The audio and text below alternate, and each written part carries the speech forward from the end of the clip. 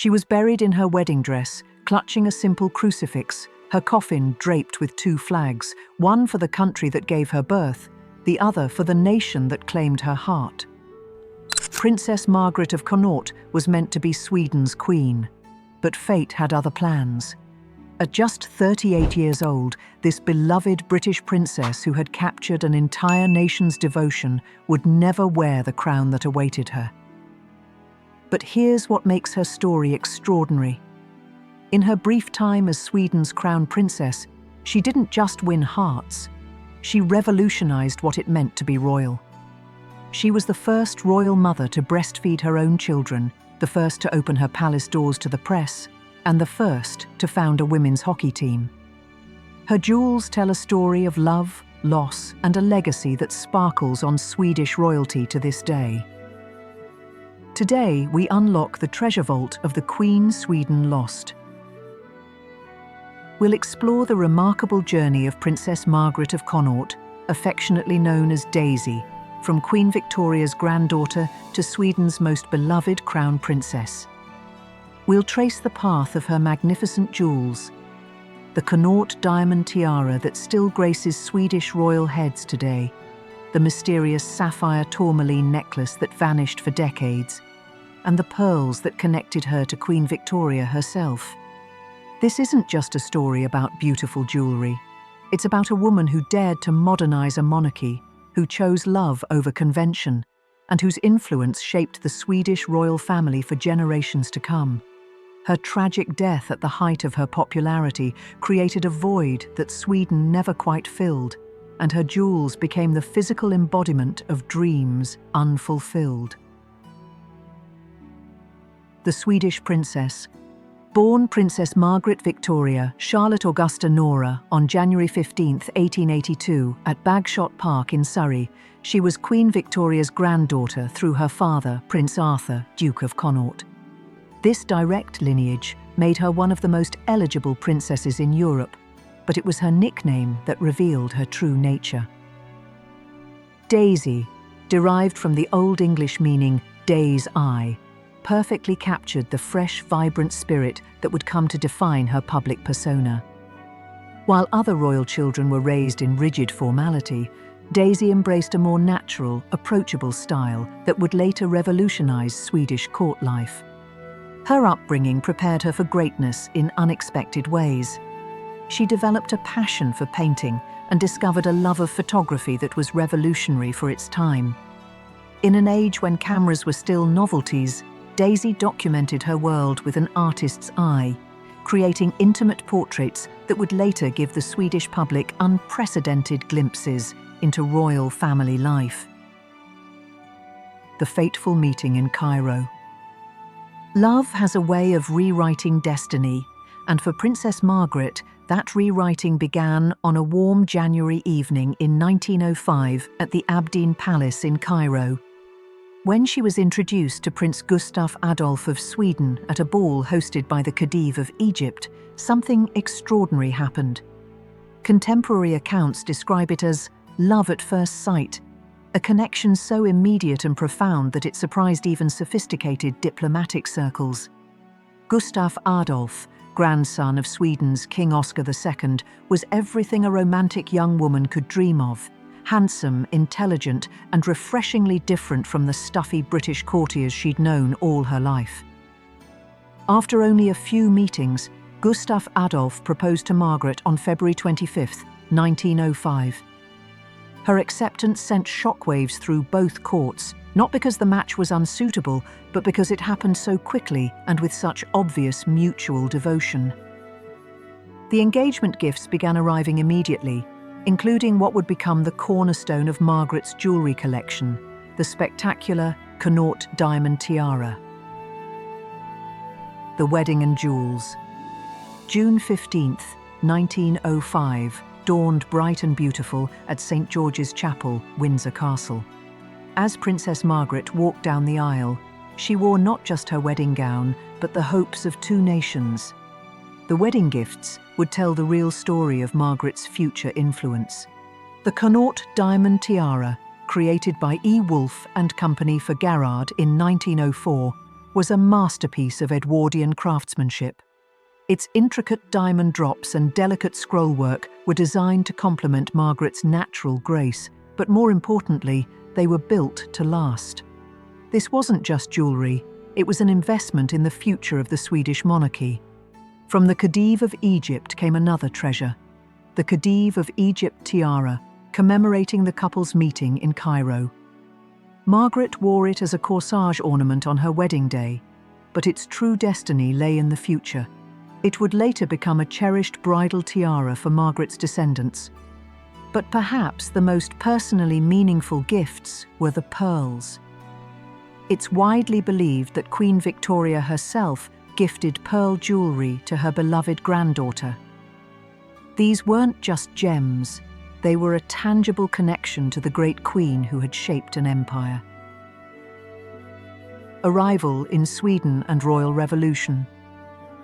When the Duke and Duchess of Skåne arrived in Sweden on July 8, 1905, they brought a new vision of what royalty could be.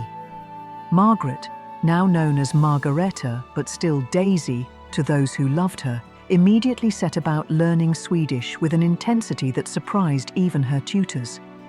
Within 2 years, she was nearly fluent and had requested education in Swedish history and social welfare. But it was Margaret's approach to royal motherhood that truly revolutionized the Swedish court. When she gave birth to 5 children in quick succession, Gustav Adolf, Sigvard, Ingrid, Bertil and Carl Johan, she broke every royal tradition.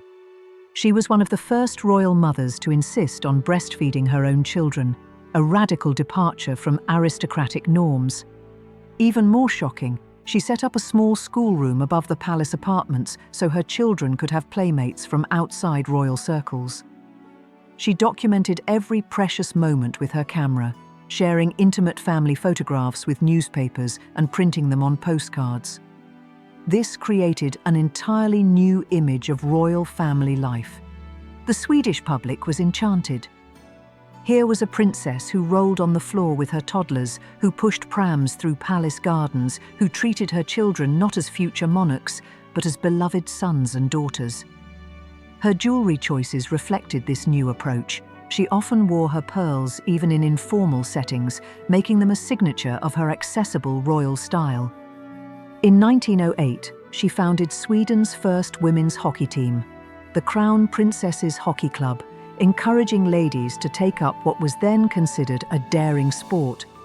She even appeared on the cover of a Swedish sports magazine, a royal trendsetter unafraid to break convention. The Gardener Princess and War Years. Margaret's artistic talents found perfect expression at Sofiero Palace, where she and Gustav Adolf transformed the grounds into magnificent terraced flower beds and rock gardens. The gardens were deliberately designed in a romantic English style, a little slice of Britain in Sweden.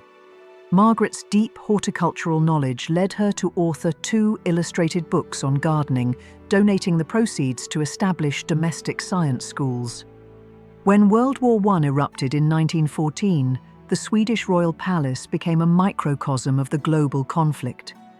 Margaret, as Queen Victoria's granddaughter, was unequivocally pro-British, while her mother-in-law harboured strong pro-German sympathies.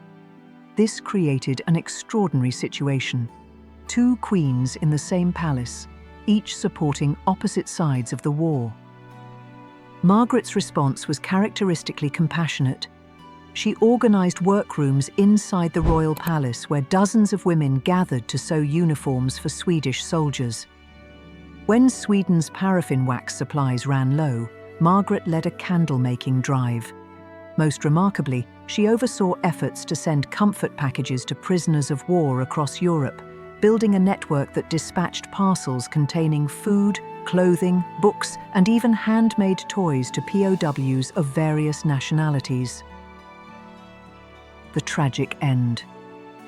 By early 1920, Margaret was at the height of her popularity and personal fulfillment.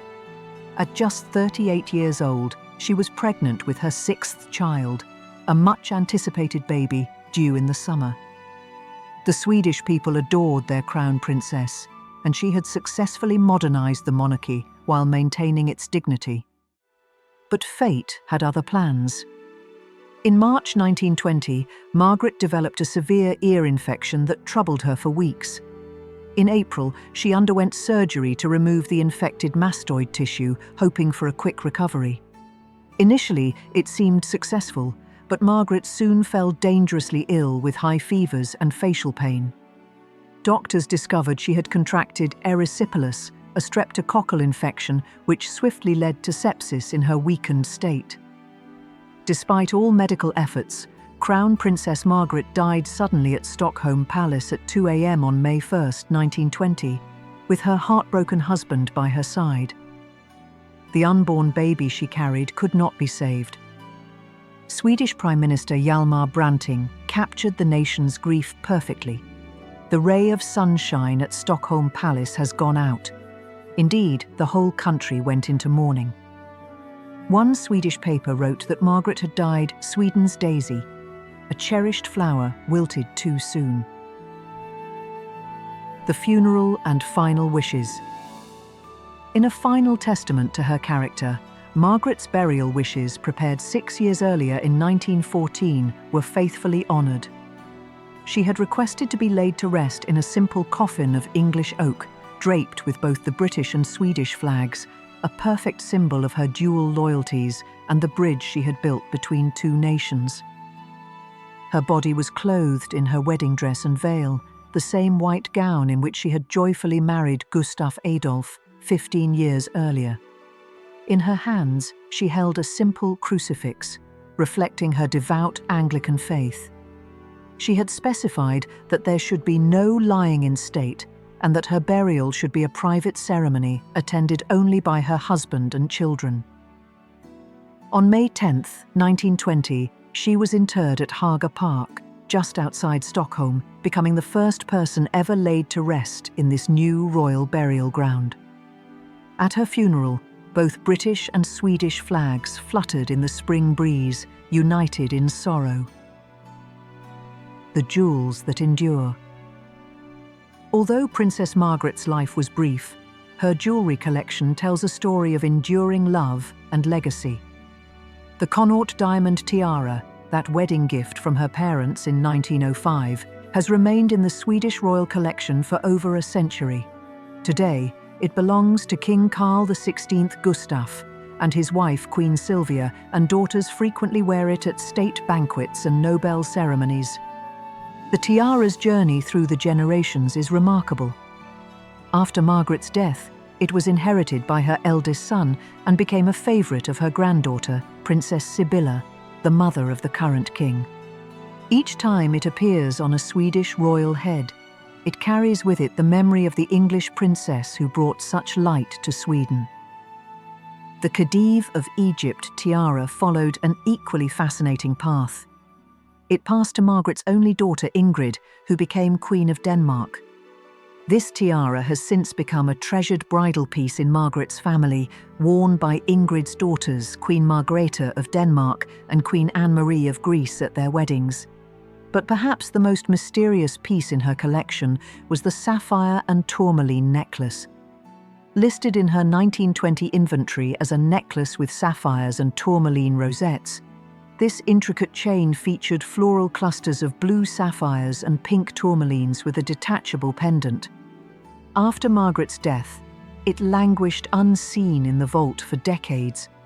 Finally, in the late 1990s, this beautiful necklace re-emerged when it was given to Margaret's great-granddaughter, Crown Princess Victoria of Sweden.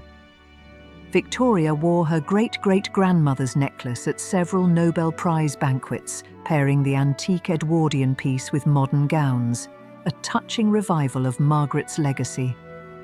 Margaret's beloved pearls were divided among her children.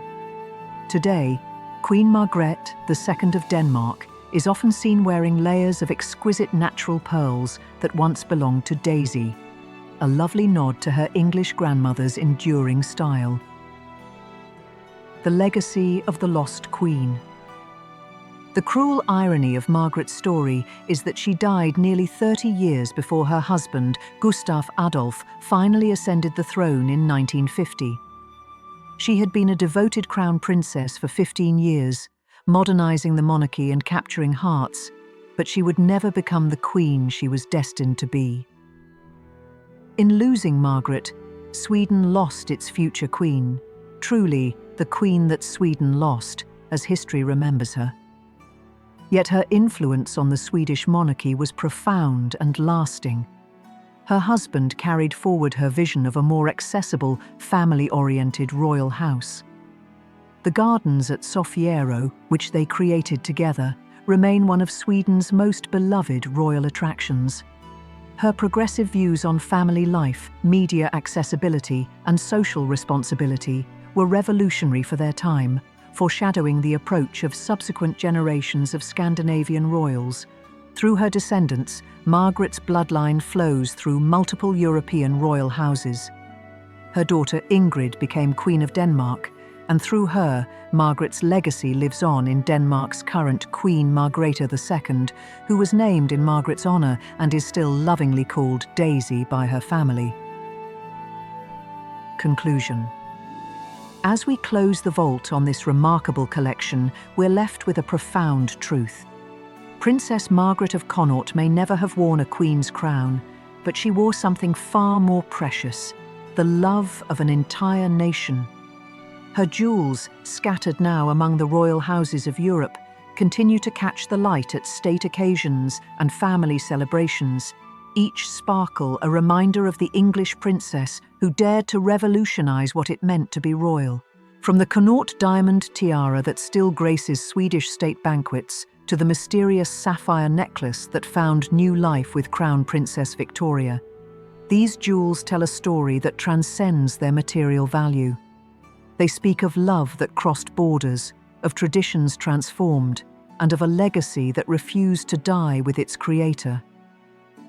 Margaret's story reminds us that sometimes the most powerful crowns are the ones we never get to wear, and the greatest queens are those who transform their kingdoms not through conquest, but through compassion. She may have been buried in her wedding dress, but she lives on in every modern royal who chooses accessibility over aloofness, family over formality, and love over protocol. The queen Sweden lost became, in the end, the queen the world gained. A shining example of how one person's brief but brilliant life can illuminate the path for generations to come. Her jewels continue to tell her story, each diamond drop and pearl strand a testament to a love affair between a princess and a nation that death itself could not diminish. Which of these magnificent jewels captured your heart? Do you think Margaret's approach to royal life was ahead of its time, or exactly what the monarchy needed? Share your thoughts in the comments below, and if you enjoyed this journey into the treasure vault of the Queen Sweden lost, please give this video a like and subscribe for more stories of the extraordinary women whose jewels tell the hidden histories of our world.